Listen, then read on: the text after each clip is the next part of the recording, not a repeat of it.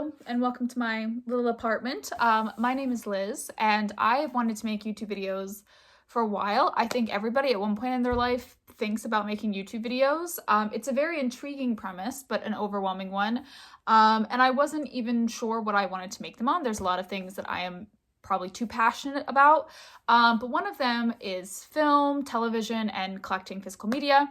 And I think with the very troublesome rise of AI and streaming services that can be nice but fairly unreliable these days, and also there's just like an overwhelming number of them and they cost a lot of money, I think it's more important than ever to kind of talk about the value of physical media. Also sometimes, the world is a hellscape and I like to just pretend it's like 2005 and Lizzie McGuire is still on television. So currently my physical media collection is over there. You cannot see it. I will show you pictures.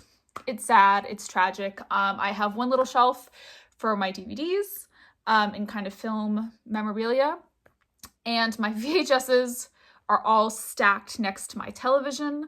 I am getting some new stuff next week, which I'm very excited about. And then I feel like I can more properly explore my physical media.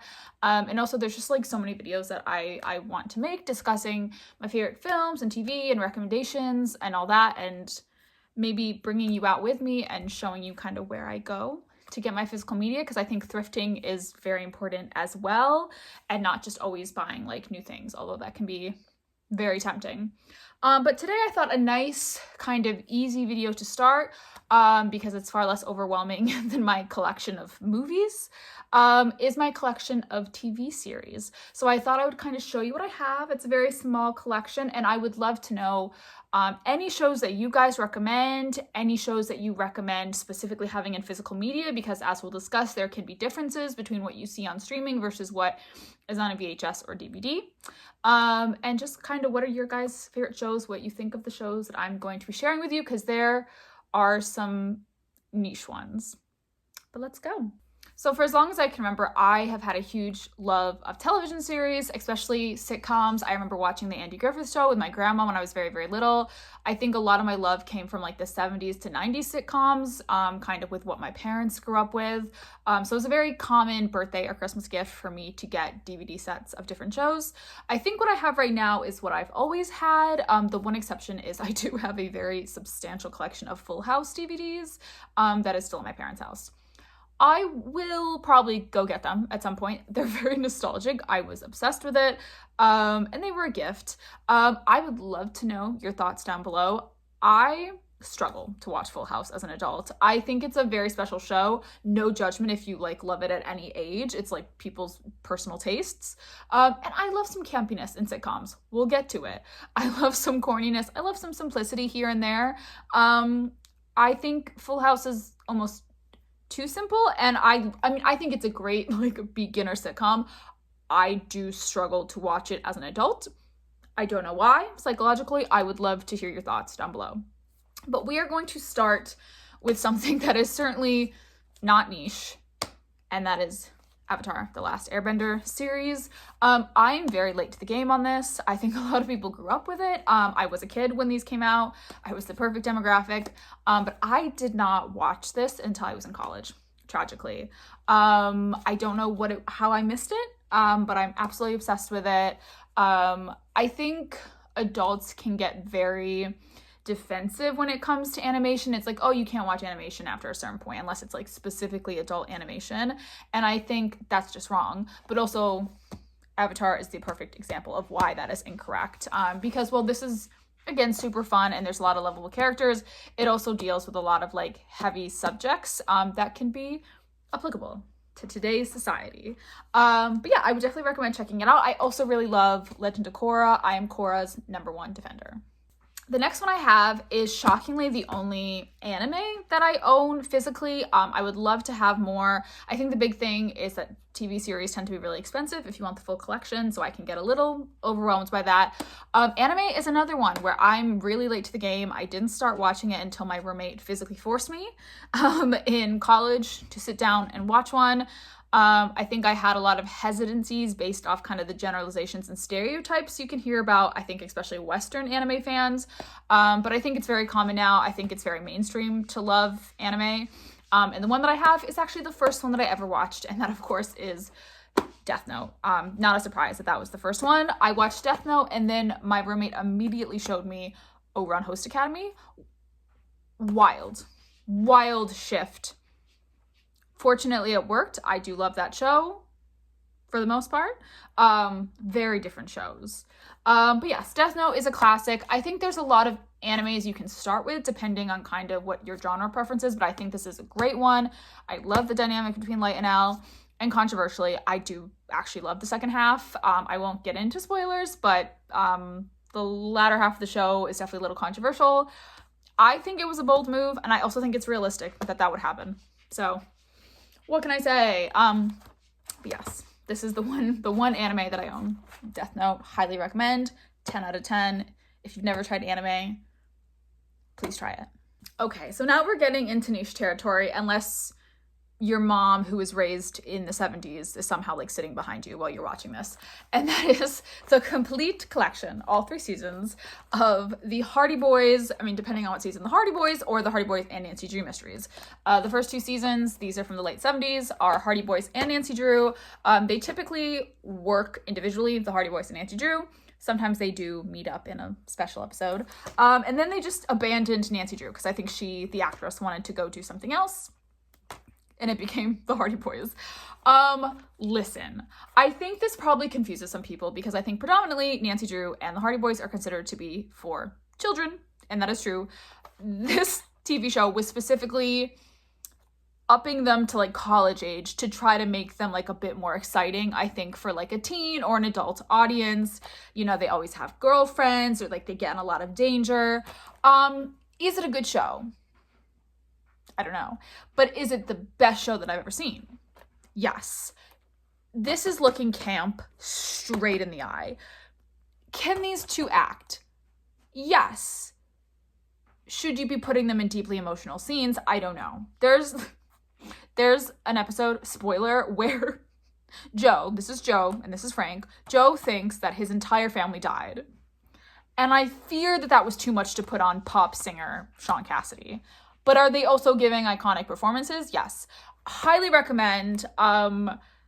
It's just so much fun. It's so campy. And there are genuinely fantastic episodes. There's also great guest stars like Valerie Bertinelli and Jamie Lee Curtis. So I think you can find, like, it's a little hard to find on DVD. They are also on streaming services, I believe, some of the episodes. I don't know how I can hype this up anymore. I love this show so dearly. And if you just want to have a lot of fun and just kind of be immersed in like 70s camp pop culture, this is it. And also some fun mysteries. This next one is very much from my childhood, and I own the first 4 seasons. I've had these for years. These were very popular Christmas gifts for me, and that is Little House on the Prairie. Yes, I read American Girl. Yes, I read Dear America. I thought I was a horse girl. I have never ridden a horse. So, I don't know how else to explain Little House on the Prairie. If you've not watched it, it's based off a true story, vaguely, of Laura Ingalls Wilder, who wrote books about her experience being out in the West, or the Midwest in the late 1800s, and just kind of her experience with her family. The books were like fairly like whimsical and a little like romanticized at the time, because obviously there would have been a lot of dangers. If you've watched these, if you know, you know, there's some very lovely episodes of just, you know, family experience and making friends and going to school and kind of the universal coming of age stories. There's also deeply traumatic episodes that have never left my mind. A Day in My Life. Where to begin? A baby burns in a house at one point. There's rabid wolves that try to attack the family. A girl drowns in a lake, and then the mother goes psychotic and thinks that Laura is her daughter and kidnaps her. Mary goes blind, based off the true story of Laura's sister Mary. But of course, they make it 10 times more dramatic. One of, I think, her brothers, Albert, tries to run away with his like love of his life, but then the dad of the girl goes insane and like kills her. I can't get into it. And there's more. There's so many more. I still have recommend checking it out. Just, you know, for like an 8-year-old girl who was watching these, it was a lot to take in. I've not really watched the later seasons in a long time. I can't speak to those, but it's just a fun time. And honestly, I think it's a nice kind of cozy winter watch, except for some of those episodes that I just listed. This next series is also a very classic love from when I was young. If you can't tell from the Hardy Boys and Nancy Drew or the Hardy Boys and Nancy Drew books that are in my room, I was a big lover of mysteries, and that included Murder, She Wrote, featuring the iconic Angela Lansbury. Speaking of cozy watches without any traumatic Western episodes, this is just another great watch when it's like nice and cold and you can be inside. I believe this is just the first 2 seasons. The really fun element of Murder, She Wrote, aside from just how fantastic Angela Lansbury is in this role, basically, I didn't even describe this. Basically, it's about this woman who was a famous like mystery author, and so she's kind of gotten to know how to solve a mystery, I guess, based off writing them. And she kind of becomes, you know, she keeps writing, but she's also like kind of a detective. It's a lot. But the really fantastic element of this is it's basically what I call like a guest star show, where every episode is like a new cast coming in to solve this mystery. They're like little Agatha Christie mysteries. Especially if you're into shows at the time, I would say between like the 60s and the 90s, you will recognize a lot of people. There are so many celebrities. There's so many people that became very famous where this was their start. Also, Angela Lansbury knew that a lot of actors and actresses her age at this time were not getting as many roles because Hollywood is ageist. So she would often hire them to still get a job, which is just also very lovely. So I have the first 2 seasons. Highly recommend. So super, super cozy. Aside from the murders that do occur sometimes. The second to last series I have is actually one that my parents initially owned. These were not my DVDs initially, but I am the one that solely cares about physical media in my family, so they will just give me anything, which is great. I also have not watched this show yet, so this is a TBR for this year, and that is Scrubs, which is perfect because I guess there's a reboot. We'll see how that goes. This is the first 2 seasons. The reason that my parents wanted me to have the DVD so much, aside from the fact that I love to collect physical media, and there's my cat, Ahsoka. But a lot of times with older shows, they couldn't get the rights to the original music. So it's different and often inferior on streaming services versus the original music that are on the DVDs. And Scrubs, if you haven't watched it, is known for a very iconic like 2000s soundtrack where they just had great music throughout. I'm very excited to watch this. I've heard the last 2 seasons people are not a huge fan of, so I'm very intrigued to see, but I'm just very excited. I love a 2000s series. I think the 90s and 2000s were like the golden age of TV, I think. There's a lot of great times, so I would love to know other people's thoughts. But yes, I haven't watched it, so very excited. So we have an absolutely crazy pick, and dare I say more niche than the Hardy Boys and Nancy Drew mysteries from 1976. Context, I had a little bit of an obsession with Disney when I was a kid. I'm not a Disney adult. I was a Disney child. Like, I pretended to have an office in my room to pretend that I worked there. I used to draw rides for the Walt Disney World that I envisioned. I was deep in it. I was reading Walt Disney biographies at like 8 years old. It was a thing. And so the one relic I have from that time in my life is a collection from the Walt Disney Treasures, and it's The Adventures of Spin and Marty. And you might be like, Liz, what the heck is that? Honestly, it's been a while. But the Walt Disney Treasures is basically like a series of DVDs, kind of looking back at some maybe more like old elements of the Disney company, smaller like silly symphonies, smaller animated shorts, things from the Mickey Mouse Club show. A lot of people might know the 90s version of it that had like Britney Spears and Justin Timberlake. The original version with people like Annette Funicello was in the 50s. And it was kind of like a variety show to my understanding. I've never watched it, but it had different shows within that show. Super confusing. And one of them was The Adventures of Spin and Marty. I don't know how I found this. I was really obsessed. It was about these 2 boys, Spin and Marty, that were at a cowboy camp together, I believe, and they just got into all sorts of wacky shenanigans. basically, yeah, this is just like a steel box. That's how the Walt Disney Treasures always come. And then there's the DVD inside with a bunch of like kind of like information as well.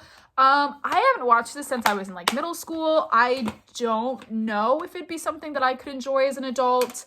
I think it would be fun to look back on it, but who's to say? But yes, this is definitely the most interesting thing I own. And that is currently my collection. I would love to get more into owning TV series. Like I said, they can be very expensive. I would love to go thrifting and see if I can find some cheaper finds.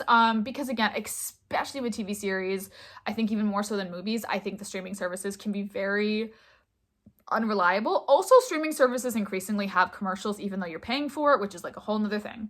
But I would love to know what your favorite TV shows are, what you think about these, if you have any recommendations that you think are worthwhile.